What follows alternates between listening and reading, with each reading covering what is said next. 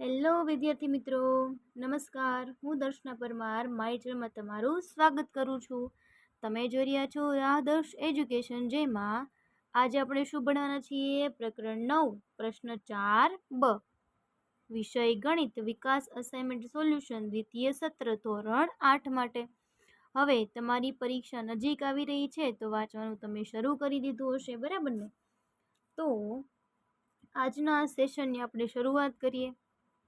પહેલો પ્રશ્ન છે 14 સેન્ટીમીટર થઈ ગયા, એનો મતલબ શું થાય? આર બરાબર 14 સેન્ટીમીટર આપેલું છે. જો દાખલો ગણવાની શરૂઆત તમે જ્યારે કરો છો તે જે વસ્તુ આપેલી હોય પહેલાં લખવાની, પછી 8 સેન્ટીમીટર ઊંચાઈ એટલે એચ બરાબર શું થઈ ગયું? 8 સેન્ટીમીટર.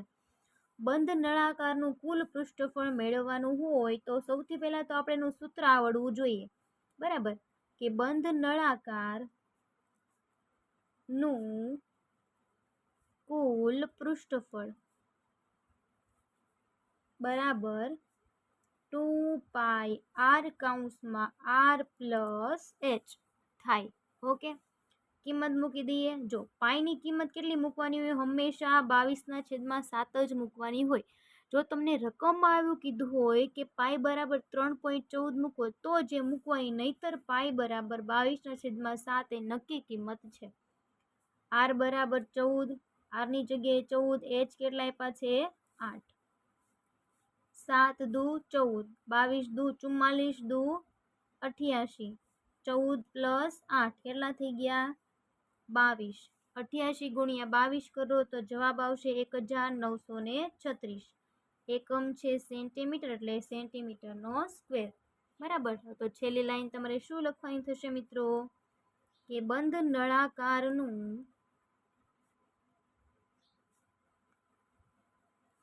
કુલ પૃષ્ઠફળ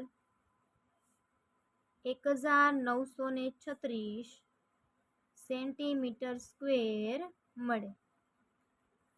ઓકે, પછી બીજો પ્રશ્ન જોઈએ. જો સાવ સહેલા પ્રશ્નો છે, ખાલી સૂત્ર યાદ રાખો એટલે તરત તમને આવડી જશે, કાંઈ અઘરું છે નહીં, બરાબર ને? ચલો હવે લંબાઈના, ઓકે, 12 સેન્ટીમીટર લંબાઈ આપી છે, બરાબર. જો તમને લંબાઈ આપી હોય અને સમઘન છે ને, ઓકે, ચલો સમઘનનું કુલ પૃષ્ઠફળ હોય તો સમઘન માટે કુલ પૃષ્ઠફળ મેળવવાનું સૂત્ર શું થાય? પહેલાં તો એ આપણને ખબર હોવી જોઈએ, તો જ આપણને દાખલો આવડે, બરાબર. લંબાઈ આપી છે એટલે આપણે શું લખીશું? એલ બરાબર લખી શકાય, એલ બરાબર 12 સેન્ટીમીટર. ઓકે, સમઘનનું કુલ પૃષ્ઠફળ મેળવવાનું હોય તો એના માટે સૂત્ર લખીએ ને કે સમઘનનું કુલ પૃષ્ઠફળ બરાબર 6 એનો વર્ગ. એ એટલે શું થાય? એલ જ થાય, બરાબર. એનો મતલબ શું છે? એલ જ છે, એટલે તમને એમ ન થાય એ અને એલ અલગ અલગ છે, અલગ અલગ નથી. એ કયો કે એલ કયો, બે એક જ થશે. કેટલા છે? 12નો વર્ગ. 12નો વર્ગ ગુણ્યા 12 ગુણ્યા 12 કેટલા થાય? 144. 6 ગુણ્યા 144 એટલે કેટલા થાય? 884. એકમ છે સેન્ટીમીટર, એટલે સેન્ટીમીટરનો સ્ક્વેર, બરાબર. જ્યારે તમે પૃષ્ઠફળ ક્ષેત્રફળ મેળવો તો સ્ક્વેર લખવાના, ઘનફળ મેળવો તમારે લખવાના થશે ઘન. છેલ્લી લાઈન લખી દઈએ કે સમઘનનું કુલ પૃષ્ઠફળ 864 સેન્ટીમીટર સ્ક્વેર થશે. એની પછી પ્રશ્ન નંબર 3, 8 સેન્ટીમીટર ગુણ્યા 6 સેન્ટીમીટર ગુણ્યા 5 સેન્ટીમીટર માપના લંબઘનનું કુલ પૃષ્ઠફળ શોધો. ઓકે, તો લંબઘન કીધું છે આપણે. પેલું જે દાખલો હતો બીજો, એમાં કયો આકાર હતો? સમઘન હતો. તો આમાં કયો આકાર છે? લંબઘન આકાર છે, બરાબર. તો જો એ બંનેના કુલ પૃષ્ઠફળનું સૂત્ર કેવું થશે? અલગ અલગ થશે, તો તમારે સૂત્ર યાદ રાખવા પડશે. તો લંબાઈ બરાબર શું થશે? 8 સેન્ટીમીટર. પહોળાઈ બરાબર શું થશે? 6 સેન્ટીમીટર. અને ઊંચાઈ h બરાબર શું થાય? 5 સેન્ટીમીટર થાય. બરાબર, લંબાઈ, પહોળાઈ અને ઊંચાઈ આપેલી છે.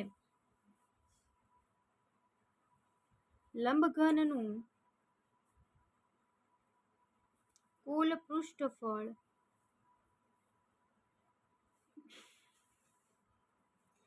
નું સૂત્ર થશે 2 કૌંસમાં લંબાઈ L એટલે શું થાય? લંબાઈ B એટલે પહોળાઈ અને H એટલે થાય ઊંચાઈ. LB plus BH plus HL એટલે કે લંબાઈ પહોળાઈ પ્લસ પહોળાઈ ગુણ્યા ઊંચાઈ પ્લસ ઊંચાઈ ગુણ્યા લંબાઈ. ચલો, જે સૂત્ર છે એમાં કિંમત મૂકી દઈએ. 8 ગુણ્યા 6 6 ગુણ્યા 5 પ્લસ 5 ગુણ્યા 8 ગુણાકાર કરો તો 8 6 48 6 35 અને 5 અઠ્ઠા 40. ચલો, સૌથી પહેલા બધાનો સરવાળો કરી નાખીએ. કેટલો થશે? 118. 118 ગુણ્યા 2 કરો એટલે 236. એકમ છે સેન્ટીમીટર, પૃષ્ઠફળ છે એટલે સેન્ટીમીટરનો સ્ક્વેર. બરાબર, આ આપણો જવાબ થઈ ગયો. છેલ્લી લાઈન શું લખીશું આપણે? લંબઘનનું કુલ પૃષ્ઠફળ 236 સેન્ટીમીટર સ્ક્વેર મળે. એની પછીનો પ્રશ્ન નંબર 4. જો 21 સેન્ટીમીટર ત્રિજ્યા છે. બરાબર, તો R બરાબર શું લખશો? 21 સેન્ટીમીટર. 5 સેન્ટીમીટર ઊંચાઈ તો h બરાબર શું લખાય? 5 સેન્ટીમીટર. નળાકારનું કુલ પૃષ્ઠફળનું સૂત્ર આવડે છે આપણને? લખી દો કે નળાકારનું કુલ પૃષ્ઠફળ સૂત્ર શું છે? 2 પાઈ r કૌંસમાં r પ્લસ h.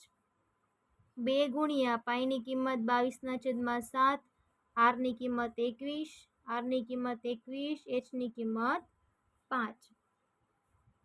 7 તેરી 21, 22 દુ 44, 44 ગુણ્યા 3 કરવાના. 21 પ્લસ 5 કેટલા થાય? 26. 44 ગુણ્યા 3 કરો 132 ગુણ્યા 26, તો જવાબ આવશે 3432 સેન્ટીમીટરનો સ્ક્વેર. બરાબર, છેલ્લી લાઈન લખવાની છે. શું લખશો? કે નળાકારનું